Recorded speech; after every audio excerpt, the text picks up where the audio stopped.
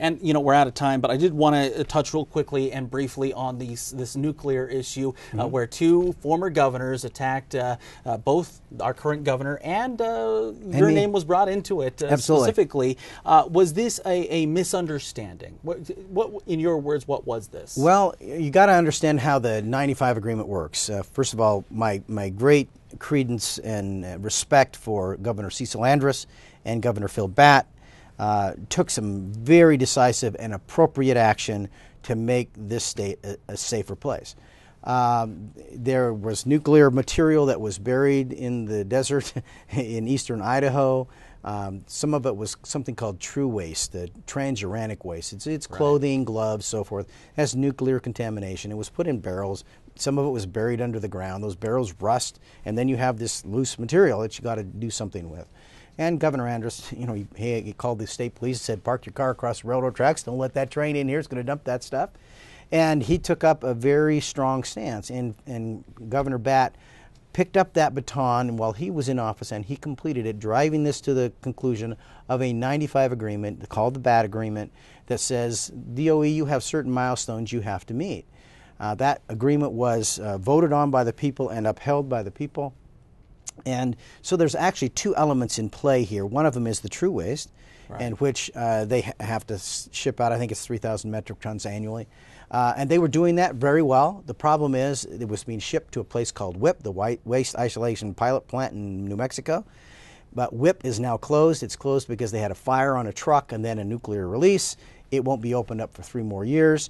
So, but they're continuing to clean up that material, package it, and have it ready to ship out when WIPP is open. The more serious problem comes with regard to something that is called liquid waste. This is liquid material that has nuclear contamination.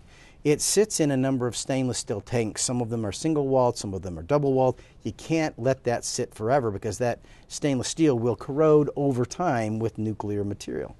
And so, but their concern really was over the importation of spent nuclear waste. And we'll get there. Okay. Yeah, but you got to have that background, and that is that stuff needs to be treated. Well, there's a process that the Department of Energy is trying to complete called the Integrated Waste Treatment Unit. The problem is they missed their milestones on the true waste and on the liquid waste. The only remedy, the contract says the sole remedy for their failure to meet those milestones is that we preclude them from bringing material in.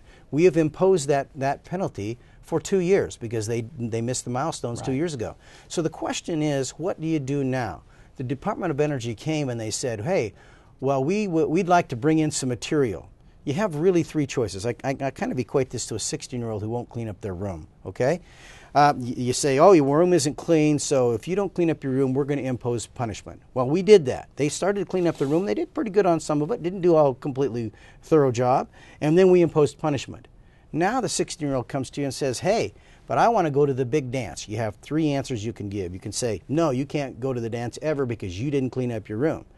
Or you can be the permissive parent and say, oh, I don't care if you clean up your room, go ahead and go to the dance. Or, which is what I chose, is you can go to the dance if you clean up your room. And that's the difference, is the viewpoint of, well, you should never go to the dance, or using their desire to bring this material in for the purpose of encouraging them to properly meet those milestones. Show me how you're going to clean up your room. Show me how you're going to clean up that waste. One of the things that's misunderstood is in that agreement with the Department of Energy on the shipment of that spent nuclear fuel is that not an ounce of it has come into the state. They took title in January of 2015. They don't ship until January of 2016. And so I said, can you show me how you're going to do this? Can you come into compliance in that time window? If so, great, you can bring the stuff in. If you can't, you won't. There's a secondary shipment in which they take title in March, and they wanted to ship in June. I said, that doesn't work. You can't, because you can't fit the window frame in terms of, can you comply? Can you clean up your room? You clean up your room, you can go to the dance. Okay.